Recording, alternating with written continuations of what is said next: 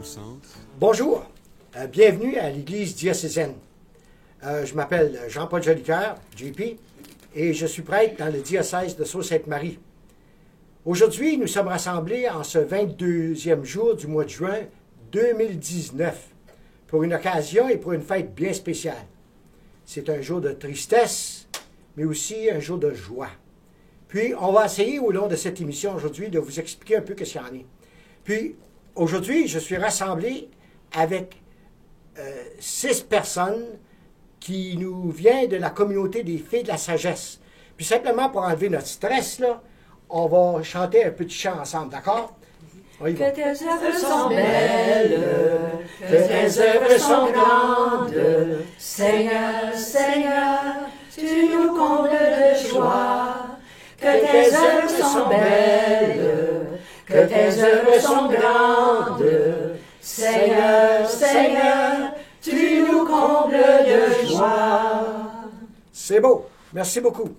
Maintenant, oui, que tes œuvres sont belles. Aujourd'hui, en se retrouvant ensemble ici, on va faire un petit cours d'histoire pour commencer. Parce que vous êtes une communauté religieuse. Pas n'importe laquelle. Vous êtes les filles de la sagesse. Donc, si on prend simplement le nom filles de la sagesse, on voit que là-dedans, c'est une invitation à vivre justement de cette sagesse qui est la présence de Dieu parmi nous. Donc, premièrement, qui peut me dire ici d'où vient cette communauté des filles de la sagesse? Ici, dans le diocèse, on va en parler, mais comme communauté. Qui peut m'expliquer ça? Oui, Marie-André. La communauté des filles de la sagesse a été fondée en France, à Saint-Laurent-sur-Sèvre, et par le Père de Montfort et la bienheureuse Marie-Louise de Jésus. Et nous sommes arrivés au Canada en 1884 à Ottawa. Puis j'ai manqué mon coup ici en commençant. J'aimerais ça qu'on s'introduise. On va commencer à ma droite. Bernadette Paquette, fille de la sagesse, bien sûr. Marie-André Lafleur. Marie-Anna Leclerc. Monique Potvin. Rita Denomé. Claudette Lapalme. Et vous avez œuvré ici dans le diocèse. Il y en a qui étaient dans l'enseignement, il y en a d'autres qui étaient dans le service hospitalier, et vous avez toutes travaillé en pastoral d'une façon ou d'une autre dans les paroisses. Donc, ici dans le diocèse, vous êtes arrivé en quelle année? 1904 à Sturgeon Falls. Pourquoi Sturgeon Falls? Je pense que Rita, elle pourrait nous dire ça. Non? C'est les écoles. C'était pour les écoles primaires. Les écoles primaires. Puis, à Sturgeon Falls aussi, il y avait un hôpital qui a été fondé en quelle année? L'hôpital a été fondé en 1927. 27. À ce moment-là, c'était un petit hôpital régional. Oui, oui. C'était pour répondre aux besoins des francophones catholiques de la région, parce qu'il n'y avait pas d'hôpital tout près. La plus près, je pense, c'était à North Bay, puis c'était anglophone. C'est ça. Puis, ensuite, si je me souviens bien, moi, lorsque j'étais plus jeune, on pouvait traverser le diocèse et il y avait des communautés, des filles de la sagesse, partout. Donc, à quel endroit il y avait des filles de la sagesse ici dans le diocèse? Bien, on peut commencer par North Bay. Oui. Alors, North Bay, Sturgeon, Sudbury, Massey, Espanola, Blind River, Elliott Lake, le Sault-Sainte-Marie, Dubreuilville, Alban, Lavigne, Field. Alors voilà, je pense que j'ai rien manqué. Cache Bay. Donc, ça, Bay. pardon? Cache Bay. Cache Bay aussi. Oui. Est-ce qu'on a mentionné Espanola? Oui, oui. Oui. Donc, c'est beaucoup d'endroits. Donc, à un moment donné, il y en avait combien de vous autres qui étaient ici dans le diocèse à œuvrer? En même temps, à un moment donné, 185. Wow! Oui. On fleurissait. Puis, quelle année que c'était, ça, là? Dans les 60, 70, peut-être 50, avancé. Oui. Puis, aujourd'hui, en 2019, il y en a 2, je crois, qui sont encore ici à Sudbury. Oui. Puis c'est justement ça qu'on va vivre aujourd'hui, Oui. la fermeture de cette maison. Mais revenons quand même, l'enseignement, c'était un de vos charismes à ce moment-là. Nous avons commencé au primaire à la demande du diocèse à Sturgeon Falls. Et 3 ans après, c'était le pensionnat, le secondaire. Ensuite, nous avons œuvré surtout dans les écoles primaires. Puis, ensuite, les hôpitaux. Vous étiez à Sturgeon Falls, à l'hôpital. Oui, moi, je suis arrivée à Sturgeon Falls en 65, alors l'hôpital était déjà bien installé. Et combien de personnes travaillaient à l'hôpital? Combien de religieuses étaient là à ce moment-là? Et nous étions 25. Dans tous les services, il y en avait partout. Il y en avait dans l'administration, à la cuisine, dans les bureaux, au laboratoire, au rayon. Vous aviez un pensionnat Oui, il y avait le pensionnat, oui. à Sturgeon Falls. Oui. Mais moi, j'étais pensionnaire, mais j'étais à l'hôpital. Et aviez-vous une école de formation pour les enseignantes? Oui, nous avons fondé en 1951 une école d'infirmières auxiliaires pour répondre aux besoins justement du manque de personnel. Oui. Et puis on avait aussi beaucoup de difficultés à recruter les infirmières. On a fait venir de partout. Donc, puis vous avez été à Sturgeon Falls combien d'années? À l'hôpital, j'ai été en tout 8 ans. 8 ans. En trois fois. J'ai été directeur d'hôpital de 65 à 70. Mm-hmm. Puis, au Sault-Sainte-Marie, il y avait aussi un grand nombre, là. Monique, toi, tu viens du Sault-Sainte-Marie. Oui, au début, il y avait plusieurs sœurs. À mesure que les besoins grandissaient, il y avait plus de sœurs qui allaient à Sault-Sainte-Marie. Mais à un moment donné, il y en a qui sont tombés malades ou bien qui ont été demandés à une autre mission. Alors, ça finit qu'il y avait juste 2 sœurs. Mm-hmm.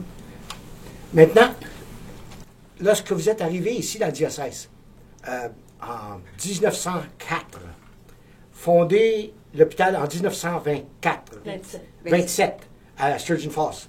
Ensuite, graduellement, vous vous êtes établi dans les différentes communautés, les paroisses. Oui. Donc, qu'est-ce que c'est qui vous a...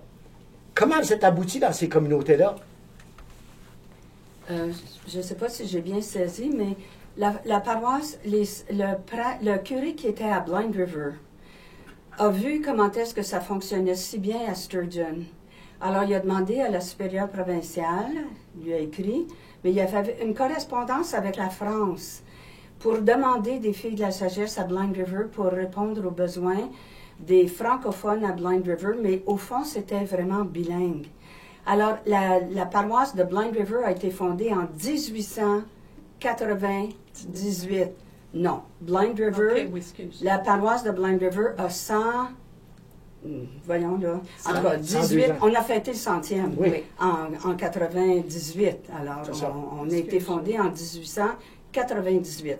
Alors, les sœurs sont arrivées, elles n'avaient aucun endroit potable pour vivre. Alors, c'était de leur trouver un logement, mais elles se sont installées tout de suite dans les écoles et elles y ont été jusqu'à... Oh, là, j'oublie quand est-ce que c'est que... Ben, Sardiane, jusqu'en 2000... 1998. Non. 2000. Diane était dans l'école jusqu'en 2000... mettons, Oui. pas 1800. Donc, quand même, ça fait un bout de temps que, Ça fait un Ben bout de oui, temps. que vous avez là. C'était la dernière qui est allée dans l'école de Blind. C'est ça. Donc, graduellement, vous avez abouti à ce panneau-là, Oui, oui. à différents endroits comme cela. Puis, ici, à Sudbury, vous êtes arrivé en, je crois, Ça fait 79. 40 ans. en 1979. En 1979, on a fondé la résidence des étudiantes au 1184 de la rue Diane. Alors, nous avons commencé avec 4 ou 5 élèves qui fréquentaient le collège boréal.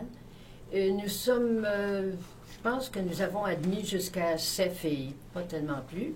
Et les fondatrices, Sœur Douala Pellado, d'heureuse mémoire, et Sœur Monique et moi-même.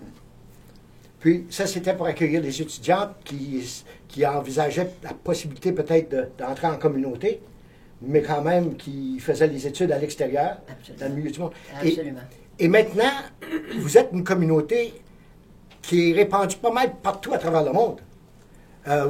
Oui. Puis, votre maison mère est présentement à quel endroit? À Saint-Laurent-sur-Sèvre, En en France. France. Puis, c'est un lieu de coordination ou qu'est-ce que c'est qui se passe là? Oui, la maison mère a été bien rénovée et puis il y a de grandes actions qui se passent là. Justement, ma compagne, elle a guidé les visiteurs durant 2 ans. Peut-être qu'elle peut en dire quelques mots. Mhm. C'est la place où les sœurs à la retraite vont se reposer. Alors, il y a une communauté dirigée par les sœurs. Sœur Catherine est l'animatrice. Il y a le centre spirituel où se trouve actuellement Louise Mador, que nous connaissons bien. Et vous avez 2 EHPAD qu'on appelle, établissements personnalisés pour les personnes qui ont besoin d'aide. Ces 2 logements sont situés sur le même terrain. Mais ce qui est beau à Saint-Laurent, c'est notre grande chapelle de style néo-gothique. C'est de toute beauté. Je vous invite à aller la visiter. Et le musée aussi, qui raconte notre histoire des tout débuts jusqu'à aujourd'hui. Et vos religieuses, présentement, viennent de quel pays? Je crois qu'il y en a de l'Afrique. Pouvez-vous nous en parler un peu? Je ne suis pas spécialisée là-dedans. Nous avons des sœurs un peu partout. Nous en avons en Afrique, au Malawi, au Madagascar. Nous en avons en Inde, nous en avons en Indonésie, aux Philippines, et puis en Europe partout. L'Amérique du Sud, en Haïti, puis en Colombie, Pérou, Argentine. Enfin, Les États-Unis. les États-Unis, naturellement. Le Canada. Sûrement. Parce que je crois que votre général vient de là. D'où vient la générale présentement? Des Indes. De l'Inde. Des Indes. Donc ça veut dire que votre communauté prend une couleur internationale. Absolument. Oui.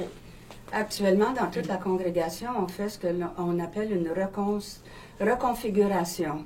Alors, ce sont des différentes entités qui viennent ensemble pour former une seule entité. Alors, nous, au Canada, avec les États-Unis, on est en train de reconfigurer et nous allons devenir une entité. Alors, ça nous demande beaucoup d'ajustements et beaucoup d'ouverture et beaucoup d'accueil à toutes les différentes cultures. Et puis, c'est vivifiant, mais ça fait un peu peur aussi. Oui, tout changement, ça dérange, puis des fois, la stabilité n'est pas toujours là, puis tu cherches toujours un... Parce que pour nous, ici, dans le diocèse, de voir votre communauté fermer une maison, mais la dernière maison, c'est quand même un choc, puis une tristesse, parce que de plus en plus, on voit les communautés religieuses fermer leurs portes, puis aller ailleurs. Puis présentement, vous allez aller où? Où est-ce que les gens qui sont à Sudbury ici ou qui ont passé à Sudbury, où est-ce qu'elles sont présentement? La plupart sont rendus à Ottawa. Il y en a une communauté à Timmins, et puis il y a 2 petites communautés à Ottawa, plus la grande maison, où est-ce qu'il y a une centaine de sœurs. Alors, celles qui vont revenir vont s'en aller à Ottawa. Il y en a une qui s'en va dans l'ouest. Anne Thibodeau va aller dans l'ouest. En Alberta, je crois. Oui. C'est ça. Edmonton. Moi, ça fait 47 quelques années que je prête, là. Puis je me souviens, avant mon ordination, Monseigneur Despatie, il dit, avant d'être ordonné, il faut que tu visites le diocèse. On a parti plus ou moins en pèlerinage, puis il a arrêté, je crois, dans toutes les communautés religieuses qui existaient dans le diocèse. Puis j'étais pas mal intimidé de tout ça, parce que c'est là où j'ai rencontré peut-être pour la première fois la communauté d'Espanola, la communauté de Blind River, la communauté de Sault-Sainte-Marie, la communauté de Sturgeon. My God, tu dis, wow, qu'est-ce qui se passe ici? Parce que, à moins que tu sois impliqué directement, vous travaillez beaucoup dans l'ombre. Je suis contente que tu aies apporté le mot « ombre ». Moi, quand les filles de la sagesse, quand j'étais adolescente à 12 ans, j'ai demeuré à Blind River et j'ai rencontré des femmes tellement extraordinaires. Il y a une de nos religieuses qui a enseigné les cours de 11 et 12e année pendant 25 ans, gratuitement. Et ça a permis d'avoir des médecins, des infirmières, des professeurs, un avocat, parce qu'elle, elle donnait les cours, premièrement, le cours commercial, elle n'avait pas le temps pendant la journée. Alors, c'était le samedi matin qu'elle donnait ses cours de latin, ses cours de comptabilité. Et elle a tout fait ça gratuitement. Alors, moi, je voulais noter ça. Et puis, les sœurs avaient été tellement... Aujourd'hui, on écrit ce qu'on appelle notre vision, ou bien les énoncés de mission. Dans ce temps-là, on ne faisait pas ça. Les sœurs avaient l'énoncé de mission écrit dans le cœur. Et puis, elles faisaient des choses qu'aujourd'hui, on ne fait même plus. C'était cette présence avec la jeunesse qu'elles ont aimé, elles se sont dévouées, elles n'ont rien compté, dans une pauvreté extrême. Moi, je voyais le couvent à Blind River, la pauvreté qui existait là. Mais ces femmes-là étaient d'une richesse. Voilà. Puis, tu apportes un sujet qui est très important parce que dans les communautés, dans les paroisses, les laïcs, les gens là, qui demeurent là, des fois prennent pour acquis la présence des religieuses qui œuvrent dans les écoles, qui sont dans les hôpitaux, qui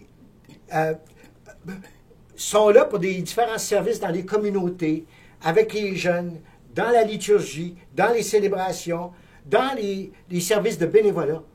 On oublie que ces gens-là sont là. On prend pour acquis que... Puis vous avez chacune une expérience dans le diocèse. Moi, j'ai été dans 5 milieux différents, mais j'aimerais vraiment parler de la paroisse de Spanish. On disait qu'il y en a qui prennent les sœurs pour acquis. Je ne pense pas. Puis je veux faire une mention spéciale de sœur Nuella Murphy, qui a laissé sa marque jusqu'à la fin de nos jours. Alors moi, j'ai simplement suivi ses traces, mais elle n'était pas remplaçable. De toute façon, les gens ne nous prenaient pas pour acquis, puis ils appréciaient, puis on travaillait bien avec eux autres. Et puis j'ai eu des bonnes nouvelles dernièrement. J'avais commencé un groupe d'amis de la sagesse. Ils se prennent en main, ils continuent. Les petits groupes de partage, ils continuent. Alors, je suis très fière que ces gens-là se prennent en main. Donc, vous avez semé, puis il y en a d'autres qui prennent en main, justement, tout cela. Puis, pensez à toutes les filles, tous les garçons, les gardes malades, les gens qui ont découvert une passion pour la vie à partir de ce que vous leur avez apporté. Puis chaque individu, je parlais des gens qu'on ne les voit pas, vous êtes invisibles, mais quand même, vous avez éveillé chez les gens un goût de vivre, oui. un esprit particulier. Marie-André, parle-nous un peu de tes expériences lorsque tu étais à Blind River. À Blind River, j'ai dû m'acclimater d'abord. C'était une école neutre. Je n'avais même pas le droit de porter ma croix. Bienvenue au Québec. Il ne fallait pas s'identifier comme pour telle ou telle religion. De toute façon, j'ai été enseignante là 5 ans et avec toi, nous avons fondé Alpec dans le diocèse de Sault-Sainte-Marie. Alors, j'étais très fière de collaborer à ce beau projet. Je ne sais pas si tu te souviens de la session qu'on avait organisée, que tu avais organisée à l'école secondaire de Blind River. Puis pour préparer un temps liturgique de l'année, il y avait une tonne de personnes qui étaient venues de partout. Puis il y avait eu des ateliers sur différentes choses. Oui. Puis la participation. Puis encore aujourd'hui, on rencontre des gens qui disent « Te souviens-tu de cela? » Puis ça a apporté une vie. Oui, oui. Parce qu'Alpec a joué un grand jeu à un moment donné. Puis si ça n'aurait pas été de vous, la communauté, à qui on faisait toujours appel pour des services, puis pour des contacts, puis pour des responsabilités dans l'animation, on n'aurait pas fait grand-chose. Puis ça, je dois le dire, moi j'arrivais comme jeune prêtre, puis des contacts que Monseigneur Despatie m'avait plus ou moins fait connaître, ont beaucoup aidé dans tout cela. Oui. Puis maintenant, vous, parlez-nous de vos responsabilités. Mes responsabilités étaient un peu plus cachées, mais très importantes. Ben oui. Alors, j'ai commencé au pensionnat après ma profession en 1953. Et puis, j'ai travaillé 2 ans et demi. Et puis, on avait beaucoup de pensionnaires. Alors, ces pensionnaires-là sont devenus des grandes dames, là, dont nos sœurs continuaient à leur enseigner. Alors, 2 ans et demi à Sturgeon Falls. Ensuite, 2 ans et demi à Lavigne. J'étais remplaçante. J'étais pas mal souple. Multitask. Ensuite de là, c'était à Ottawa. Beaucoup de services à Ottawa. Puis en 1968, je suis venue faire mon cours d'auxiliaire garde-malade à Sturgeon Falls pour aller ensuite au château. Et là, j'ai œuvré 8 ans au château. Et puis, j'ai bien aimé cet endroit-là. Et puis, je crois que je voudrais mentionner qu'hier, en s'en venant par ici, ma compagne et moi, sœur Marie-André, nous sommes nous sommes arrêtés au château pour une petite courte visite. Et là, nous avons vu sur une plaque la présence des filles de la sagesse au château pendant plusieurs années. Ensuite, dehors, nous sommes allés, sœur Nicole Fortier, qui est décédée accidentellement en 2013. Et puis là, il y a un beau souvenir, sa belle photo à la grotte. Oui. Alors, j'ai bien apprécié ici mes 8 ans de service au château. J'ai connu beaucoup de monde, beaucoup d'amis. Merci beaucoup. Et vous, votre stage ici dans le diocèse, J'ai œuvré pendant 14 ans à Sturgeon Falls, 12 ans comme directrice du nursing à l'hôpital Wow. et 2 ans à l'OSTPC. Et j'ai beaucoup aimé mon expérience. J'ai rencontré des gens extraordinaires. vous arrivez de où? J'arrive d'Ottawa. Je suis de la région d'Ottawa. Mais lorsque vous êtes arrivé à Sturgeon Falls, J'arrivais d'Ottawa, de Quand vous- l'hôpital Montfort.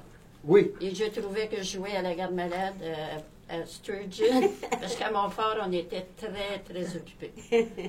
Tandis qu'à Sturgeon, c'était plus calme. ce l'était plus calme. Mais nous étions, les sœurs, une équipe d'urgence. Dès qu'il y avait des urgences, on nous appelait. Je me souviens que la veille de Noël, nous étions toutes à la chapelle. Il y a eu un accident sur la route 17 et la chapelle, la moitié de la chapelle s'est vidée parce que les sœurs de la radiographie, le laboratoire, l'urgence, la salle d'opération. Ouais. J'ai aimé mon expérience à Sturgeon. Et vous avez quitté Sturgeon en quelle année? En 79. Pour aller où? À Sturgeon, à Ottawa, j'ai pris une année sabbatique et ensuite je suis allée à l'hôpital Montfort pendant 10 ans, puis après comme infirmière visiteuse dans Prescott Russell. Ensuite, on a fondé une maison pour accueillir les nouveaux arrivants dans Vanier. C'est important de dire que les filles de la sagesse étaient responsables de l'hôpital Montfort, Ottawa. Ah oui, certain. Pendant combien d'années? Pendant, bien, elle a été fondée en 52, 53, Jusqu'en et puis jusqu'en 69. 69. Mais on est toujours présente, c'est notre hôpital. Bien oui, Notre hôpital, on s'est battu pour qu'elle reste ouverte. justement. Mon phare fermé, jamais. Jamais. J'ai entendu ça avant. Eh oui. Avec tout cela, on arrive à Sudbury, aujourd'hui, en ce 22 juin 2019. C'est un jour triste. Donc, quel message pouvez-vous nous laisser pour dire que ce n'est pas une mort, mais c'est une vie qui continue? Qui peut nous parler un peu de cela? Je pense que devant les événements auxquels on est confronté actuellement, on peut adopter 2 attitudes.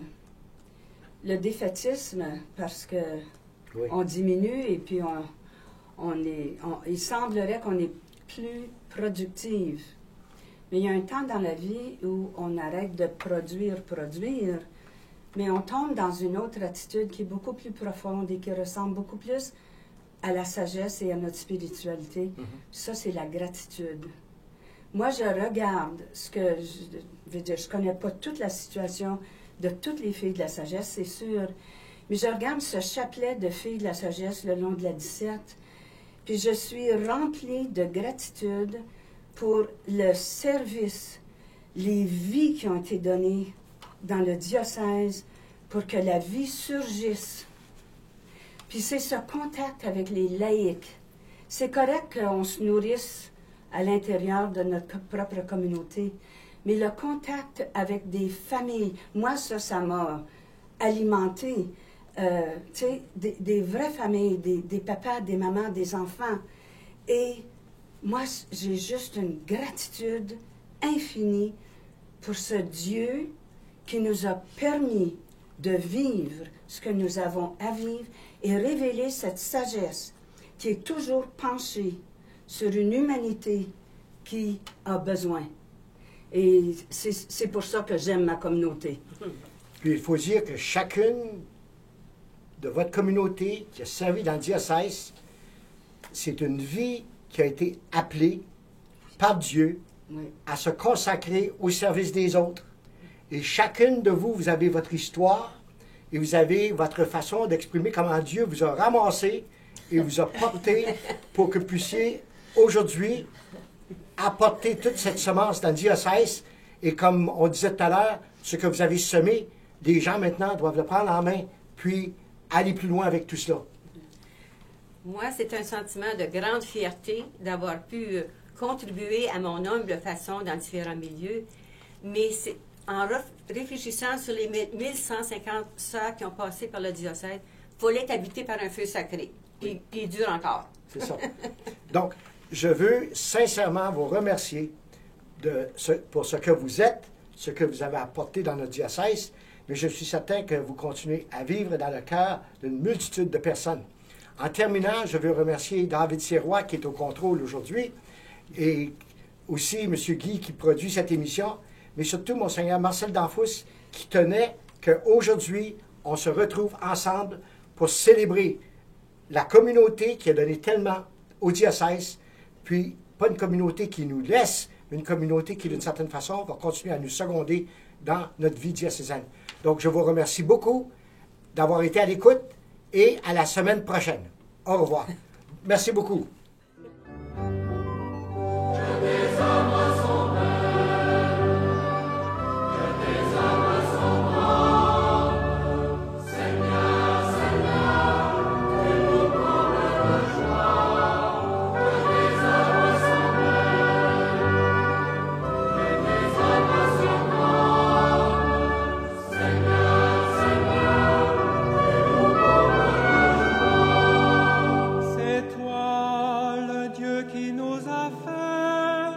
Qui nous a pétris.